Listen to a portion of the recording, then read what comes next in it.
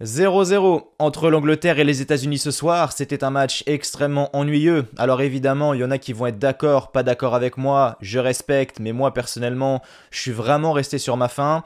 Et c'est dommage parce que en battant les États-Unis, l'Angleterre aurait pu décrocher son ticket pour les huitièmes de finale. Gareth Southgate craignait cette équipe américaine et c'est totalement compréhensible car ce soir, cette équipe américaine a mis en grande difficulté cette équipe anglaise. Les Américains sont arrivés, bloc médian, 3-4 joueurs entre la ligne défensive et du milieu de terrain pour empêcher les Anglais de faire le lien entre la défense et le milieu justement, sans forcément presser assidûment, et ça a plutôt bien fonctionné. Dans les duels, les Américains étaient au-dessus, en termes de ballons récupérés, les Américains étaient au-dessus, en termes d'occasions créées, les Américains étaient au-dessus, bref c'était très dur pour l'Angleterre par rapport à leur premier match. Franchement par rapport à leur premier match face à l'Iran, c'était le jour et la nuit. Après on va me dire, ouais mais ça t'étonne, c'était l'Iran en face. Ouais, je suis d'accord, mais en Coupe du Monde, il n'y a pas de nation à sous-estimer. On l'a vu avec l'Arabie Saoudite, on l'a vu avec le Japon.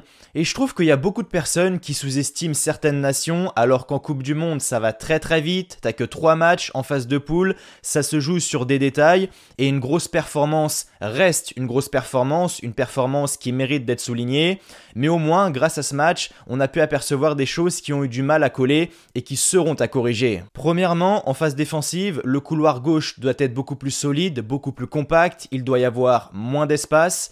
J'ai pas les stats exactes, mais je suis sûr que quasiment 90% des phases offensives américaines sont passées par le couloir gauche, donc il faut vraiment renforcer ce domaine. J'ai également vu une équipe qui a douté, une équipe en manque de confiance, une équipe peu sûre d'elle, à l'image de Sterling.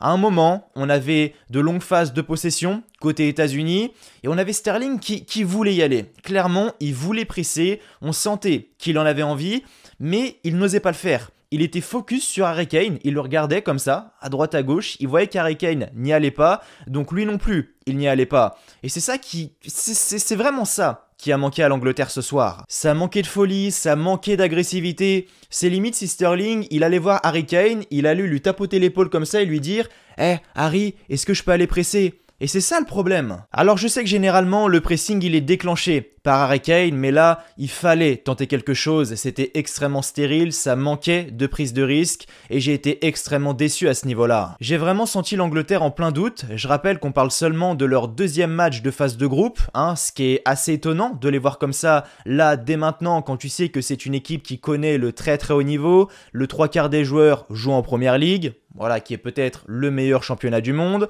C'est une équipe qui a joué l'Euro 2021. Quand tu regardes la compo d'aujourd'hui et la compo lors de l'Euro 2021, il n'y a pas énormément de choses qui ont changé.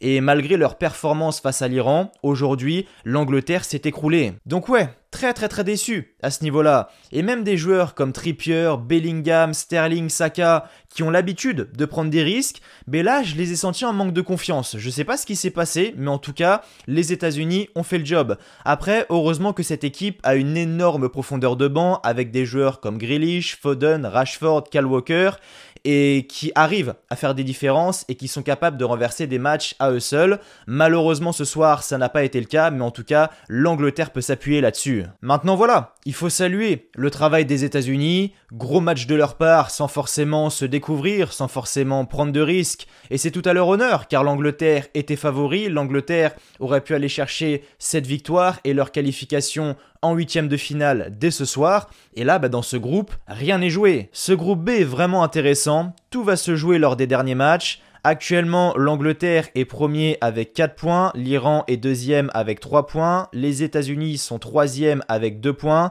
et les Pays de Galles sont quatrième avec 1 point. En sachant que lors du prochain match, l'Angleterre affrontera les Pays de Galles et les États-Unis affronteront l'Iran. Et même si les Pays de Galles sont actuellement 4e avec 1 point, s'ils gagnent le prochain match, ils auront 4 points, ils seront à égalité avec l'Angleterre. Ça veut dire que ça pourrait se jouer au goal average, donc c'est soit match nul ou victoire impérative pour l'Angleterre. Et les États-Unis et l'Iran, là c'est la grande question. Pour les États-Unis, il leur faut absolument une victoire et l'Iran, une victoire ou un match nul, ça suffirait. Donc ouais, rien n'est joué. Et c'est extrêmement intéressant. Maintenant, si je devais donner mon pronostic, c'est quand même compliqué parce que l'Iran ont battu les Pays de Galles. Je vais dire l'Angleterre premier quand même. J'ai du mal à voir une Angleterre perdre contre les Pays de Galles qui ont perdu face à l'Iran, en sachant que l'Angleterre en ont mis 6 à l'Iran.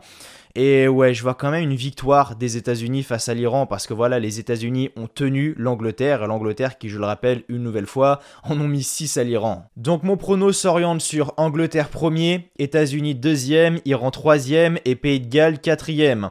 On verra ça de toute façon début de semaine prochaine, mais voilà, ce groupe B est extrêmement intéressant.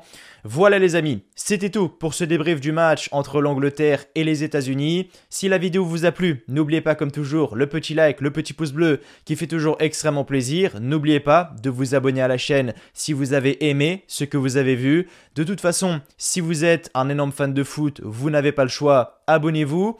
Nous on se retrouve demain pour 2 débriefs les amis. Le débrief du match entre l'équipe de France et le Danemark et le débrief du match entre l'Argentine et le Mexique. D'ici là, prenez soin de vous. Je vous souhaite comme toujours que du bonheur, que des bonnes choses. Portez-vous bien et merci à vous d'avoir regardé cette vidéo. Allez, ciao, bye bye. Et moi, je vais boire là parce que j'ai extrêmement soif.